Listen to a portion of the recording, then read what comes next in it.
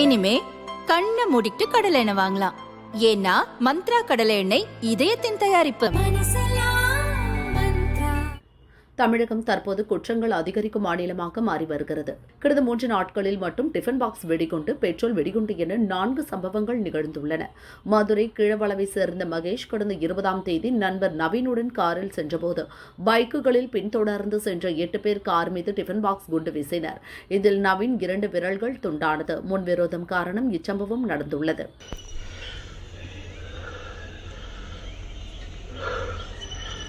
தூத்துக்குடி கோவில்பட்டி ராஜீவ் நகரை சேர்ந்த வக்கீல் மாரிசெல்வம் வீட்டிற்கு நள்ளிரவில் சென்ற கும்பல் பெட்ரோல் குண்டுகளை வீசியது. வாகனங்களை அடித்து நொறுக்கிவிட்டு தப்பியோடியது. ரேஷன் அரிசி கடத்தலை தட்டி கேட்டதால் ரவுடிகள் கும்பல் அராஜகம் செய்துள்ளனர்.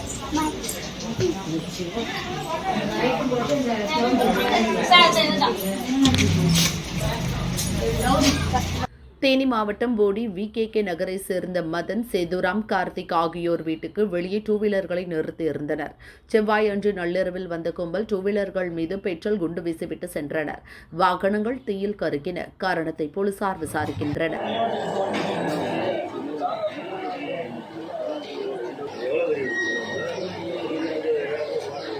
கடலூர் அம்பலவானம்பேட்டை ஊராட்சி அலுவலகம் முன்பு உள்ள அம்பேத்கர் சிலை மீது ஒரு கும்பல் செவ்வாயன்று பெட்ரோல் குண்டு வீசியது. ஆனால் அது சிலை மீது படாமல் கீழே விழுந்து தீப்பிடித்தது. மதுரைக்கு பக்கத்தில் மேலூரில் டிஃபன் பாக்ஸ் வெடிகுண்டு கண்டெடுத்திருக்காங்க. இது மிகப்பெரிய ஒரு தீவிரவாத அச்சுறுத்தலை ஏற்படுத்தி இருக்குது. கடந்த சில நாட்களுக்கு முன்பு போடி நாயக்கூரில் 2 வீலரில் பெட்ரோல் வெடிகுண்டு வீசியிருக்காங்க. தமிழ்நாட்டில் எந்த நிலைமைக்கு போய்கிட்டு இருக்கின்ற எந்த ஒரு கேள்விக்குறியாக இருக்குது. பொதுமக்கள் வாழ்கிறதுக்கு மிகுந்த ஒரு அச்சுறுத்தலாக இருக்குது. சித்திரை திருவிழா பார்த்தீங்கன்னா உயர்நீதிமன்றம் உத்தரவிட்டும் சென்ற வருடம் கொலை நடந்தது, வழிப்பறிகள் நடந்தது. இந்த வருடம் உயர்நீதிமன்ற நீதிபதிகள் நேரடியாக சம்பவ இடத்தை பார்வையிட்டு பாதுகாப்பு ஏற்படலாம் பலப்படுத்தியிருக்காங்கன்னு சொல்லியிருக்காங்க. ஆனாலும் ஒரு கொலை நடந்திருக்குது.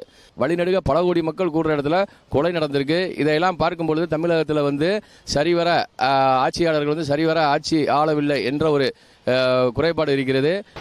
தமிழகத்தில் சமீபத்தில் நடக்கக்கூடிய சம்பவங்கள் அதிர்ச்சி ஊட்டக்கூடிய சம்பவமாக இருக்கின்றது. மேலூரிலே டிஃபன் பாக்ஸ் வெடிகுண்டு வீச்சு, போடியிலே டிஃபன் பாக்ஸ் வெடிகுண்டு வீச்சு,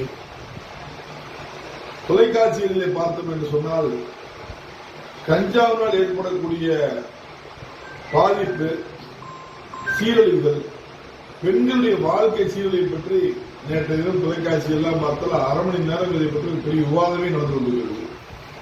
வீட்டில் உள்ள பெண்கள், பெரியவர்கள், மாணவர்கள் இவர்களெல்லாம் பார்க்கும் பொழுது தமிழ்நாட்டிலே ஒரு பாதுகாப்பற்ற சூழல் வாழ்கிறோம் என்ற சூழ்நிலை அச்சத்தை ஏற்படுத்திவிட்டது.